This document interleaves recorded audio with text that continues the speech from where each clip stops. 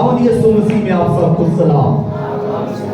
Bible मेरे साथ खोले, मुकद्दस मत्ती रसूल की अंजील और उसका 21वां बाब।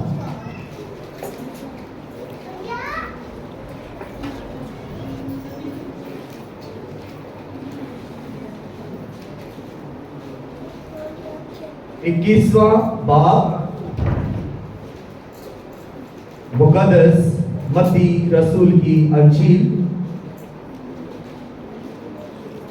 21वां बाब और पहली आयत से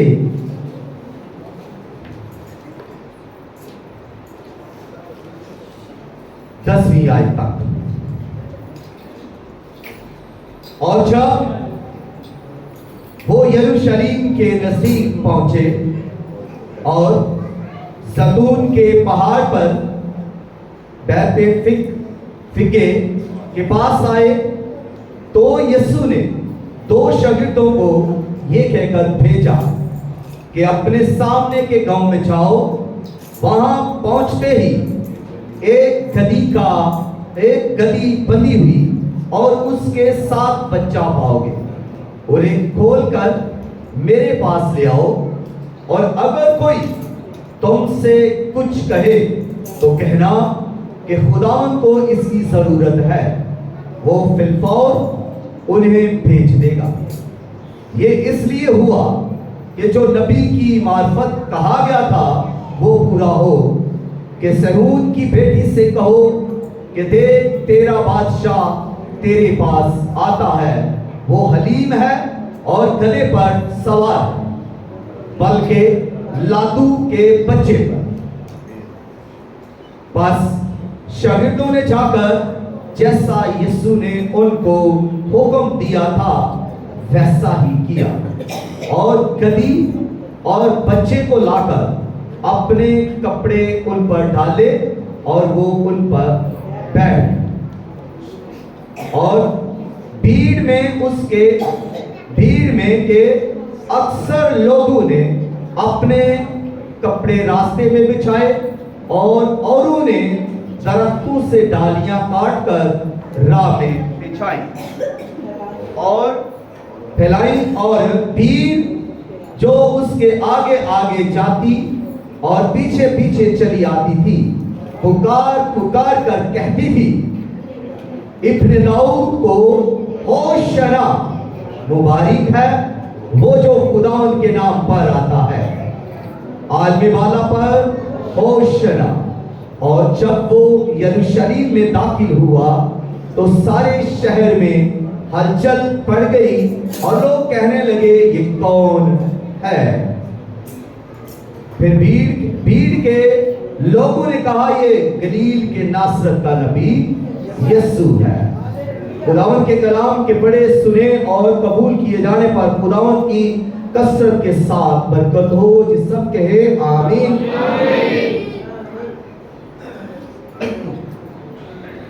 पाम संडे, आज कौन सा त्योहार है जी? Palm Sunday. संडे तो है लेकिन पाम संडे, तो पाम संडे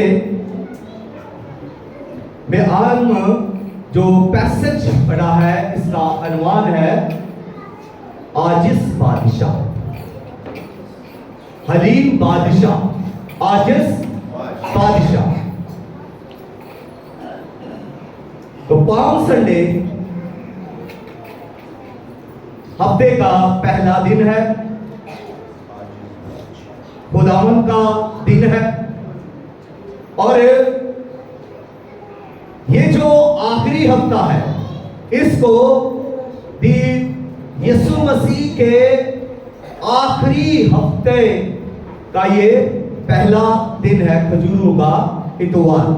इसको मुकद्दस हफ्ता यानी होली वीक कहते हैं, इसको द पैशन वीक भी कहते हैं और इसको the most important week of Jesus Christ भी कहते हैं। यीशु मसीह की जिंदगी का सबसे अहम हफ्ता भी इस हफ्ते को कहते हैं, और ये हफ्ता पाम संडे से शुरू होता है। तो पाम संडे से ये हफ्ता जब शुरू होता है तो पहला दिन इसका कौन है? कौन सा दिन है जी? मेरे साथ रहिए। पहला दिन इस हफ्ते का कौन सा दिन हुआ? पाम संडे, यानी संडे का दिन, इतवार का दिन इस हफ्ते का पहला दिन है। और पहले दिन क्या हुआ? पहले दिन लोगों ने खजूरें ली, उनकी डालियां ली और लहराई, होशना के नारे लगाए, और खुदावंद यीशु मसीह गदही के बच्चे पर सवार होकर यरूशलेम में दाखिल हुए। तो इसलिए इसको पाम संडे कहते हैं, इसलिए इसको पाम संडे कहते हैं। तो आगे दूसरा दिन इसका कौन सा है? मैं जरा इसको डिटेल के साथ आगे बढ़ना चाहता हूं ताकि आप इस हफ्ते को अच्छे तरह से समझ सके कि ये यीशु मसीह की जिंदगी का एक अहम हफ्ता है और ये आखिरी हफ्ता है। तो इसका दूसरा दिन कौन सा है जी? मंडे, सोमवार। मंडे को क्या हुआ? मंडे के रोज खुदावंद यीशु मसीह हैकल में दाखिल हुए और क्या किया जी? सफाई की। हैकल के अंदर यीशु मसीह ने झाड़ू पकड़कर सफाई की। मेरे साथ है? पकड़ा झाड़ू यीशु ने? नहीं। तो कैसे साथ है? पकड़ा। यीशु मसीह हैकल में आए, दाखिल हुए और यीशु मसीह ने हैकल की सफाई की, बड़ा सा झाड़ू पकड़कर। मेरे साथ है? तो पकड़ा यीशु ने झाड़ू? जो कहते हैं पकड़ा वो हाथ बुलंद करें, और जो कहते हैं नहीं पकड़ा वो हाथ बुलंद करें। अब दुलाल उतनी ही है। तो तीसरे लोग भी हैं जो ना हाँ में है ना में है, वो भी है यहां पर। तो भाई यीशु ने झाड़ू नहीं पकड़ा, यीशु मसीह ने झाड़ू पकड़कर सफाई नहीं की। यीशु मसीह ने सफाई उनकी की जो वहां पर बिजनेस कर रहे थे। बिजनेस करने वाले आज भी मौजूद हैं चर्च के अंदर, सियासतदान आज भी हैं, तो उस वक्त भी थे। कारोबारी लोग उस वक्त भी थे। तो यीशु ने उनकी नकदी को बखेर दिया। मनी एक्सचेंजर, जिनका काम ही पैसे बिटोरना है, जिनकी सोच ही पैसे पे है, जिनकी नजर ही पैसे पे है, उनको खुदावंद ने क्या किया? निकाल बाहर फेंका, हैकल में से निकाल बाहर फेंका। और इस तरह यीशु मसीह ने कहा, मेरा लिखा है कि मेरा घर दुआ का घर कहलाएगा। मेरा घर, तुमने उसे डाकुओं की खो बना दिया है। तो चर्च क्या डाकुओं की खो है? हाथ हिलाए। तो कई यहां पर ऐसी सोच लेकर आते हैं, कई लोग यहां पर गलत सोच लेकर भी यहां आते हैं। नौजवानों की भी बात मैं कर सकता हूं, बात समझ गए कि नहीं? वो भी जब गिरजाघर में आते हैं तो प्लान पहले से बना होता है, वो भी अपने प्लान के साथ आते हैं। चोर डाकू भी प्लान के साथ आते हैं, शरारती भी शरारत करने के मूड में आते हैं और प्लान लेकर आते हैं। कहां पर आ रहे हैं? चर्च में। ये चर्च है, ये गिरजाघर है, ये खुदा का घर है, ये इबादत के लिए है, ये दुआ के लिए है, ना के गलत कामों के लिए, ना के सियासतबाजी के लिए, ना के चुगलियों के लिए। इबादत करने के बाद हर एक बात कह देंगे, चाहे वो पास्टर ही क्यों ना हो। आज इस मैसेज में एक ऐसी बात भी सीखेंगे कि पहले जो होशना कह रहे हैं वही कह रहे हैं इसे मसलूब कर। और भाई यीशु मसीह के रास्ते में कपड़े बिछाने वाले, डालियां बिछाने वाले क्या कह रहे हैं? होशना, मोहब्बत जता रहे हैं, होशना में निजात है। तो वही बाद में 5वें दिन वही लोग पिलातूस से कह रहे हैं कि इसे मसलूब कर। कहां गई मोहब्बत, कहां गया वो पैशन? तो इबादत के बाद यही होना है, यहां पर दरवाजे के बाहर यही होना है। मेरी बातों को अपने दिल के अंदर जाने दे ताकि कलाम आपको साफ करे। ये यीशु का कलाम है और ये यीशु की हैकल है और ये भी यीशु की हैकल है, ये भी यीशु की हैकल है। यहां पर भी इस कलाम को आने दे ताकि यहां से भी यीशु साफ करे। तो दूसरे दिन हैकल को साफ किया और फिर तीसरे दिन कौन सा है? मंगल का, ट्यूसडे। क्या काम किया? यीशु मसीह ने तालीम दी, आखिरी जमाने के लिए नबूवतें बयान की, शागिर्दों के साथ, आम लोगों के साथ गुफ्तगू की गई। आखिरी जमाना के बारे में यीशु ने अपने आने के बारे में भी बताया। और फिर चौथे दिन क्या हुआ? चौथा दिन कौन सा है? बुध। जी, बुध के रोज क्या हुआ कोई जानता है? हाय, साथ रहने वाले, बड़ी मोहब्बत करने वाले, गले लगने वाले, खाने खिलाने वाले बेच देते हैं 30 सिक्कों में। ये हुआ, उसके अपने शागिर्द ने 30 सिक्कों में यीशु को बेच दिया। बगावत, सरकशी, लालच दुनिया को छोड़ता ही नहीं है। आज भी ऐसे काम लोग कर जाते हैं। और 5वें दिन क्या हुआ? 5वां दिन कौन सा जी? जुमेरात। तो जुमेरात 5वां दिन क्या हुआ इस दिन? जी, इस दिन खुदावंद यीशु मसीह बाला खाना में गए और अपने शागिर्दों के पांव धोए और फसा उनके साथ खाई, यानी अशायर बानी की रस्म यहां पर उन्होंने जो है तय कर दी और कहा अपने शागिर्दों को कि ये मेरा बदन है, इसे खाओ। और ये जो शीरा है ये क्या है? नए अहद का खून है जो बथेरू के वास्ते बहाया जाता है। यहां यीशु ने ये किया। ये था 5वां दिन और इसी दिन यीशु मसीह यहां से उठकर कहां आए? कि सिमनी बाग में, और यहां यीशु मसीह को पकड़ लिया गया, हिरासत में ले लिया गया। और अगला दिन कौन सा आता है जी? अगला दिन जुम्मा। ये कौन सा दिन हुआ? छठा के साथवां जी, छठा दिन। और छठा दिन जो है, इस दिन क्या हुआ?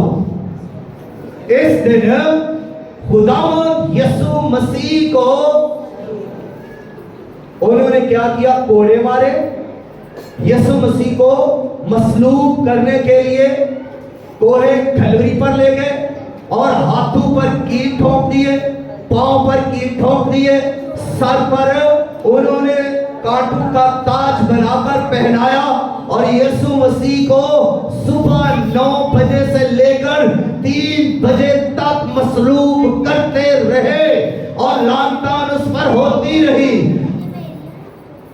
3 घंटे यीशु मसीह सलीब पर रहे गुड फ्राइडे को, और इसी दिन यीशु मसीह 3 बजे अपनी जान दे देते हैं।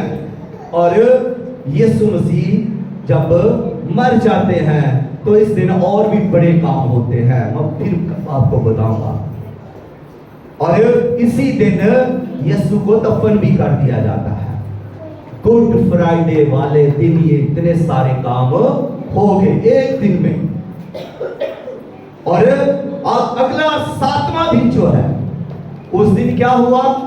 हफ्ता का दिन, सब्बत का दिन। क्या काम हुआ जी? कोई जानता है?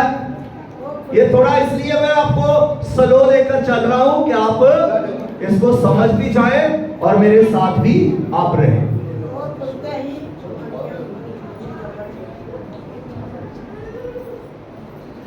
जी कोई मुश्किल बात कर दिया मैंने?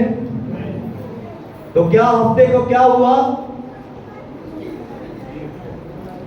हफ्ते के रोज यीशु मसीह कहां है?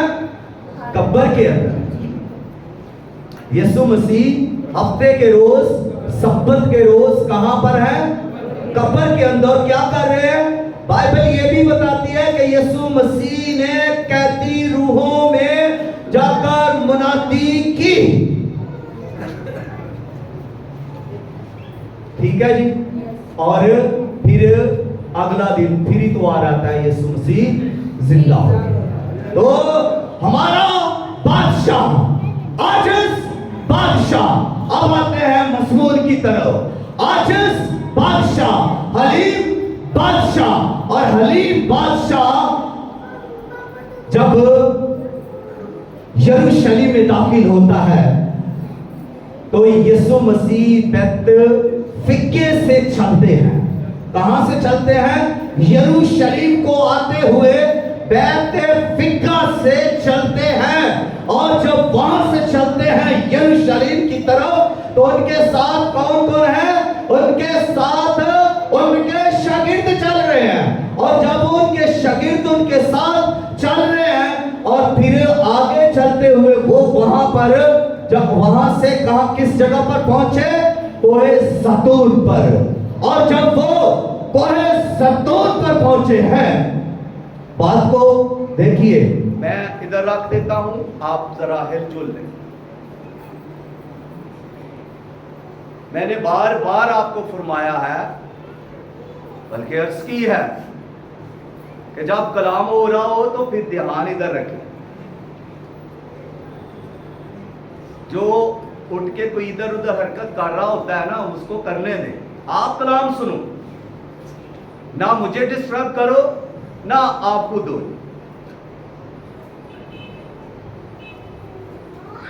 तो बाद में आपको यह नहीं पता कि यीशु मसीह हफ्ते के दिन कहां था। ठीक है, जब मैं सवाल करूं, पूछूं, फिर किसी को पता ही नहीं, फिर कुछ सीखा हो तो पता हो। इतने साल आपको हो गए, जिंदगियां गुजर गई हैं। किसी की तो 60 साल उम्र है, किसी की 70 साल उम्र है, तो पूछे तो बाइबल का पता ही नहीं है। किसी की 30 साल है, किसी की 40 साल उम्र हो गई है, दुआ करनी नहीं आती। ओ भाई, किस तरह के मसीही है? सारे काम आपको आएंगे, लेकिन यीशु मसीह की जब बात हो तो यीशु मसीह के बारे में लोगों को पता ही नहीं चल रहा कि यीशु मसीह क्या है और वो किस तरह की वर्शिप चाहते हैं, किस तरह की इबादत मांगते हैं।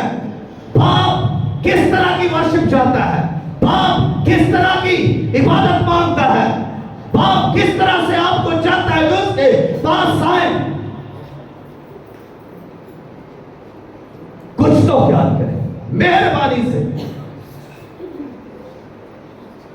सारी जिंदगी हम ऐसे ही गुजार कर चले जाएंगे, फिर इसी वजह से कौमें दुबा रही, क्योंकि हमारे पल्ले है कुछ नहीं, तो क्या अब करेंगे? फिर मुंह तकते रहेंगे ना, कुछ भी हो जाए। हमारे पास ना पैशन है ना ईमान है। अगर ईमान हो तो फिर लोग आगे भी आए। और भाई, लोगों के पास दुआ करने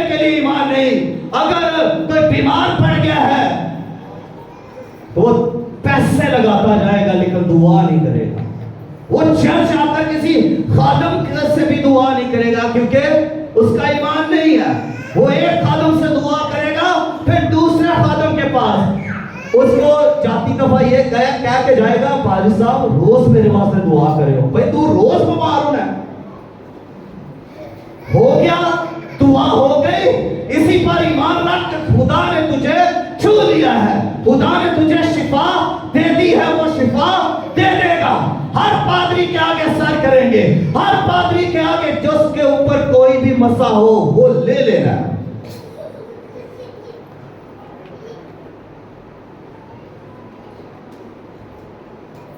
अब आते हैं फिर वापस, सुनना चाहेंगे आज का कलाम? तो जो कीजिए, खुदावंद यीशु मसीह पहले फीका से चले और जब वो चले हैं तो उनके साथ उनके शागिर्द हैं और वो भी साथ चल रहे हैं। आगे यीशु मसीह, पीछे शागिर्द। चलते हुए कहां पर पहुंचे हैं? कोहे ज़ैतून पर, यानी वो कोहे ज़ैतून पर पहुंचे हैं। ये कोहे ज़ैतून समझे, यहां पर वो पहुंचे हैं। यहां पर आकर वो उसके ऊपर खड़े हुए हैं और खड़े होकर उन्होंने यरूशलेम की तरफ मुंह किया, क्योंकि कोहे ज़ैतून के नीचे अगला हिस्सा जो है वो वादी है और वो वादी कदरून है। तो वहां से उतरे, वादी कदरून में दाखिल हुए और वादी कदरून वो जगह है जहां कब्रें हैं, कब्रिस्तान है। वहां से वो गुजरते हुए वो यरूशलेम में आए। ये यरूशलेम हैकल है और वो इस जगह पर जब यरूशलेम में पहुंचते हैं, यरूशलेम में दाखिल होने से पहले वो किस दरवाजे से गुजरे? वो गोल्डन गेट से गुजरे। वो गोल्डन गेट से, यानी सुनहरी दरवाजा से, वो मशरकी दरवाजा से गुजरकर जो है वो यरूशलेम में दाखिल हुए। और जैसे ही वो यरूशलेम के उस गोल्डन गेट से दाखिल होकर यरूशलेम में दाखिल होते हैं, तो गलियों में जब वो दाखिल होते हैं तो लोग यीशु मसीह का वेलकम करते हैं। लोग यीशु मसीह के लिए डालियां लेकर आ जाते हैं, वो भी खजूर की डालियां। यीशु मसीह अपने शागिर्दों के साथ जब वो चल रहे हैं यरूशलेम की तरफ, उसकी गलियों के अंदर, तो क्या हो रहा है कि यीशु ने कहा, गधी के बच्चे को लेकर आओ। जिस तरह यीशु ने हुक्म किया, शागिर्दों ने वैसा किया। और आज हमारे लिए भी सीखने की बात है, जिस तरह यीशु कहता है वैसे करें। मुकद्दसा मरियम ने भी यही कहा था कि जो ये कहता है वो करो। और जब उन्होंने किया तो मटके पानी से जब भर गए, तो वो मटके पानी से भरे नहीं रह गए, बल्कि वो जबरदस्त किस्म की, उम्दा किस्म की मह बन गया, क्योंकि उन्होंने यीशु की ताबेदारी की, उन्होंने यीशु के हुक्म को माना। लेकिन अगर हम यीशु के हुक्म को मानते हैं तो उसकी कुदरत हमारी जिंदगियों में काम करती है। उन्होंने यीशु मसीह के हुक्म को माना, पानी पर कुदरत ने काम किया, पानी पानी ना रहा, मैं बन गया। यहां पर यीशु मसीह को का हुक्म माना। यीशु ने कहा, वहां तुम्हें एक गधी और उसका बच्चा बना हुआ मिलेगा, पेशेंट होई। यीशु पहले बता रहा है, और भाई यीशु आपको सब कुछ बता रहा है।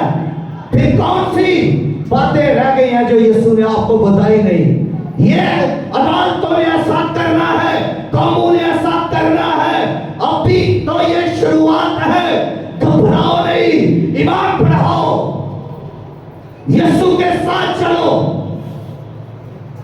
कब तक आप डांट-डोल रहेंगे, हरासा रहेंगे, परेशान रहेंगे, खाने के लिए नहीं। हमारी बच्चियों के साथ क्या होगा? कुछ नहीं होगा। जब यीशु है तो फिर कुछ नहीं होगा। जब यीशु की फरमान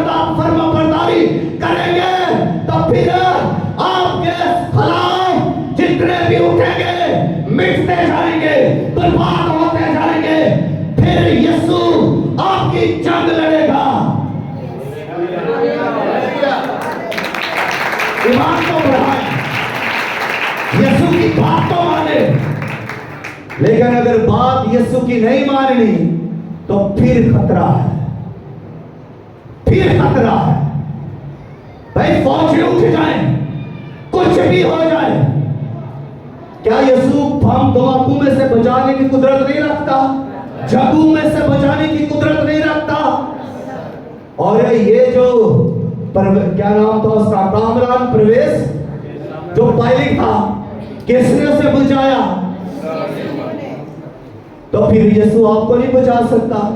आप जो कुर्सियों पर बैठे हो इसी, आपको यीशु नहीं बचा सकता।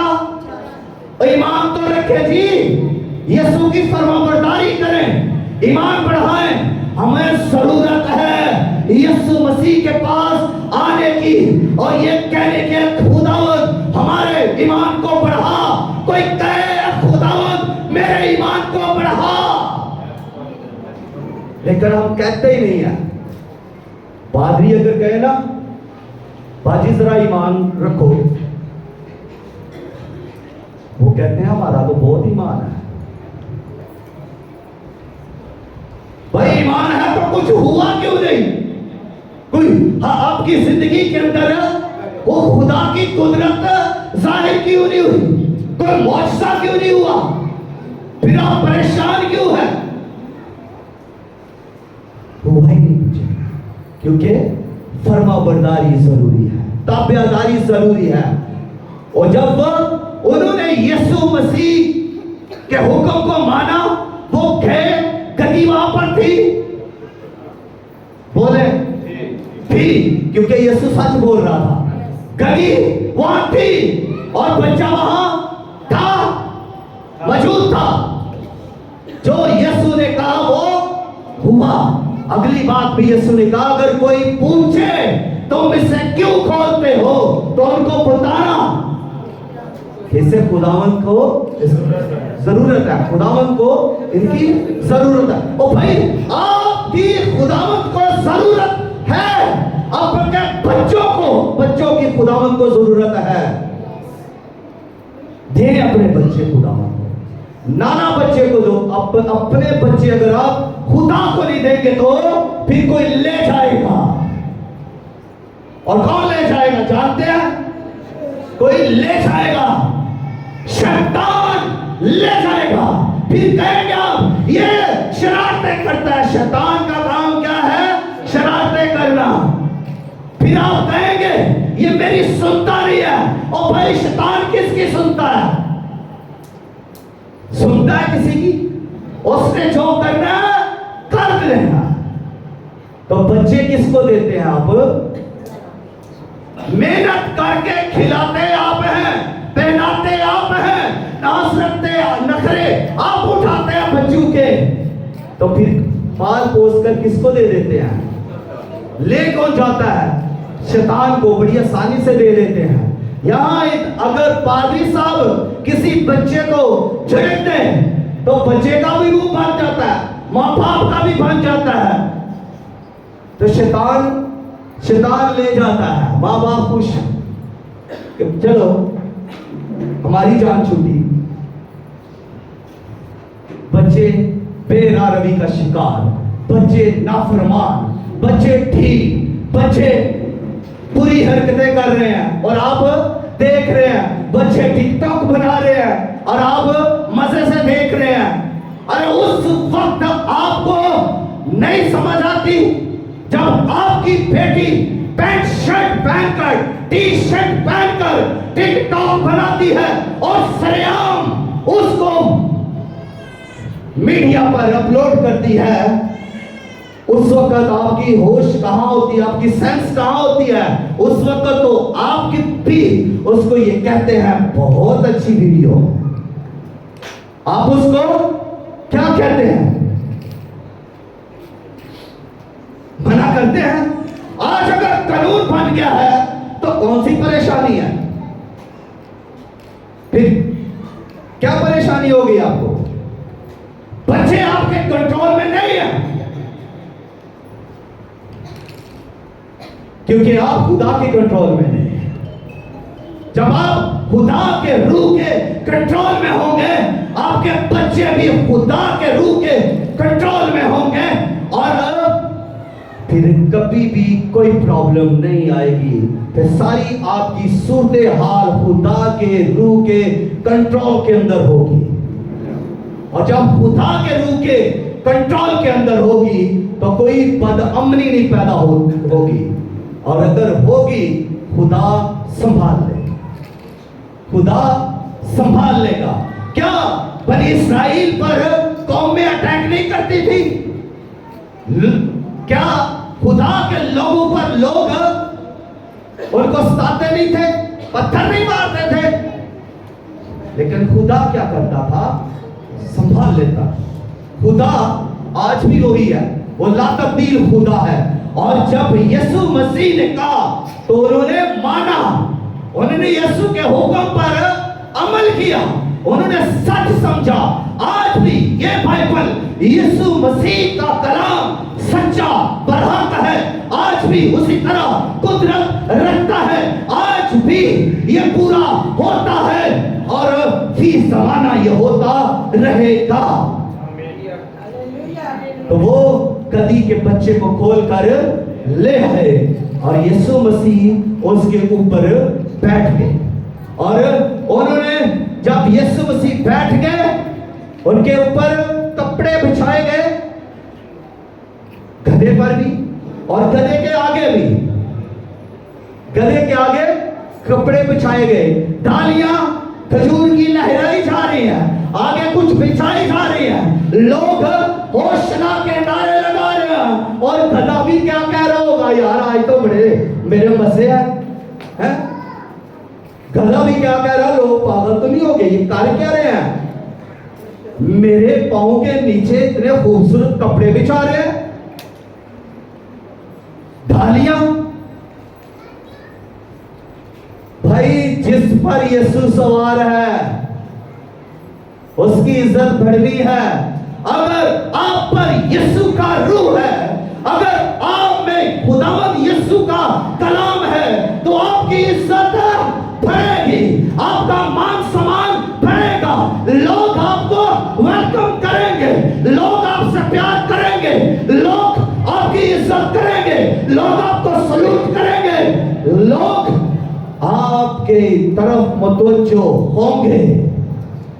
जब लोग यीशु मसीह को वेलकम कह रहे हैं, जब लोग खजूर की डालियां लहरा रहे हैं और होशना के नारे लगा रहे हैं, तो ये क्या कर रहे हैं, लोग यीशु मसीह की तरफ मुतवज्जो हो रहे हैं, उसे अपना बादशाह मान रहे हैं, उसे अपना मसीहा मान रहे हैं। क्योंकि उस वक्त लोग जो है वो परेशान हालत में थे और रोमी हुकूमत का गलबा था, इसलिए उनको कोई निजात दहिंदा चाहिए था और उन्हें कोई बादशाह चाहिए था।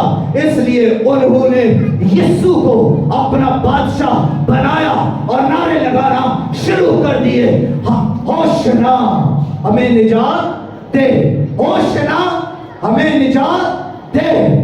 भाई आप तो चुप हो गए, गुस्सा तो नहीं कर गए, क्योंकि बातें गुस्सा पर हो गई तो आप खामोश हो गए। सच कड़वा होता है, ओके, सच कड़वा होता है, तो इसलिए कड़वी दवाई ज्यादा असर करती है। तो आज थोड़ी सी बातें कलाम के मुताबिक और हालात के मुताबिक है। आगे बढ़ते हुए, खजूर की डालियां, पहली बात ये फतह की निशानी है। अगर हम